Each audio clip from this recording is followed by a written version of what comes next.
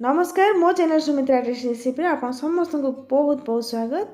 आज मुझे आसी ग्रीन मटर आलू रेसिपी। ए रेसिपी बहुत टेस्ट है तो थे आपण मैंने ट्राए करके देखूँ। तो चलते आरंभ करवा। गैस ऑन करी मुझे कढ़ई बसई नहीं। कढ़ई गरम होगापर ये 2 चामच सोरष तेल दे देती। आपण मैंने चाहिए रिफाइन तेल भी नहीं पारे। तेल भल भाव में गरम हो गला ये मुझे हाफ चामच गोटा जीरा आ गोटे तेजपत्र को ये छिंडेकी दे देती। एगुड़ा टे फुटीगला कौन करना 2टी पियाज को ये छोट छोट काटी देती। आई पियाज को भी दे दूची।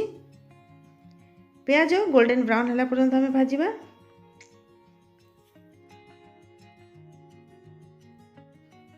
पियाज भाजीगला भितर तो चलतु गोटे मसलार प्रिपेरेसन करनवा।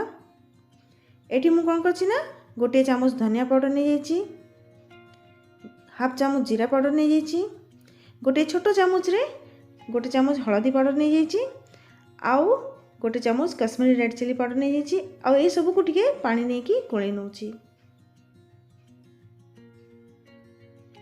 मसला को ये प्रिपरेशन कले कौन हुए ना तरकारी गोटे बढ़िया टेक्सचर और बढ़िया गोटे कलर आसता है। तो चलते या साइड रखा तरकारी करने। ये देखु प्याज आमर ब्राउन हो आसला। प्याज को सब एतकी ही कलर रखिए देखिए तरकारी कलर बहुत बढ़िया आसो। तो चलते ये गैस फ्लेम को लो रे करदे। आउ एथिरे 2 चामच अदा रसुण और ग्रीन चिली पेस्ट ऐड करवा। आउ ये अदा रसुण ग्रीन चिली को भी प्याज सहित भल भाव में कषि नेबा। यार कंचा स्मेल पलैज आउे कौन हम ना यार तेल बाहरी आसो से पर्यंत आम ये ग्रीन चिली आउ अदा रसुण पेस्ट को प्याज सहित कषा। ये देखो बढ़िया कषि जाइए, बढ़िया बास्ना गोटे आसुची। एबे एथिरे कौन करवा ना गोले रखिथिबा मसला पाउडर को एथिरे ऐड करदबा।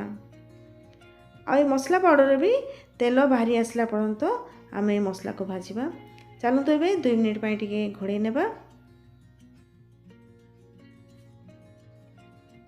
2 मिनिट पर देखंतु मसला रो तेल बाहरी आसी।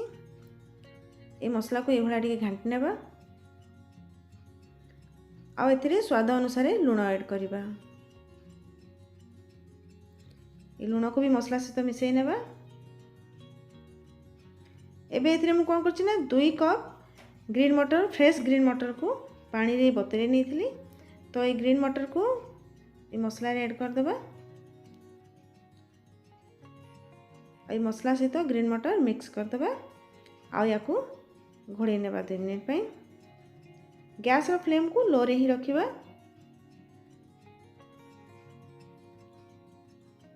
देखो 2 मिनिट पर मटर रू मॉइस्चर बाहरी आसी।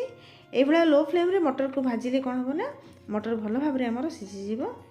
पुणी आउ 2 मिनिट पई लिड दे देबा।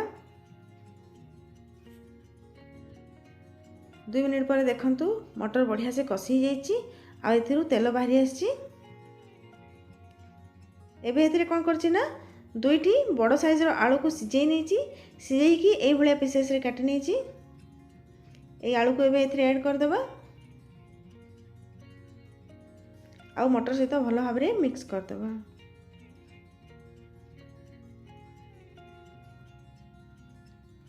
ए मटर आलू को टिके साइड कर देबा।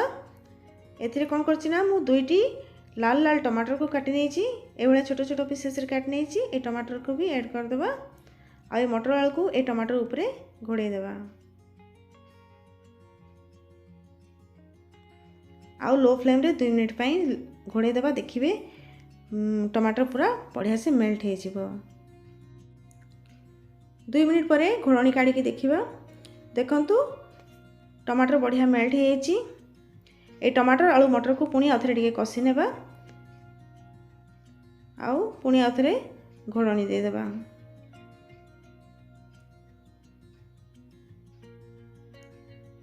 देखंतु घोड़नी काढ़ी देखिबा 2 मिनिट पर ए सबू कषि की तेल बाहरी आछि। देखो ये भाया कषि है पर्यंत आपण मैंने टमाटर आलू मटर को कषिबे। ये मटर फ्लेवर पूरा तरकारी आसो। देखो ये मटर पूरा आम सीझी जाइए। एबे एथिरे कौन करवा झोल पाई पानी ऐड करवा। ये तरकारी को आपण मैंने रुटी पराठा भात पूरी सबुथिरे लगे खाई पारे। बहुत बढ़िया टेस्ट आसो। आपण झोल अनुसार ही पानी ऐड करेंगे। पुणी या घोड़े देबा।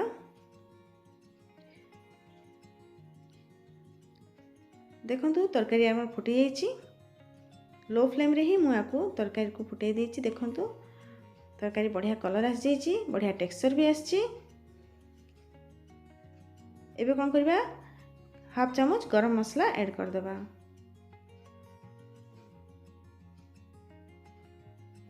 पुणी गरम मसला को तरकारी मिक्स कर देबा। आ गैस रो फ्लेम को बंद करिकी एठी मु किसी धनिया पत्र काटी रखी। ये धनिया पत्र को ऐड करिकी तरकारी सहित मिक्स कर देबा। तरकारी आमर पूरा पूरी रेडी हो जाछि। तो या चलतु सर्व करनेबा। आशा करछि मो वीडियोटी आपको भल लगी। भल लगिले मते कमेंट करके जणांतु। मो चैनल रे नुआ करिथिले प्लीज सब्सक्राइब कर दियंतु और लाइक कर दियंतु और सांग मानक सहित शेयर कर दियंतु। आपण माने ए भलिया थरे रेसिपी ट्राई करके देखंतु, बहुत भल लागिवो। तो पुणी देखा नेक्स्ट वीडियो रे नेक्स्ट रेसिपी सहित। नमस्कार, थैंक यू।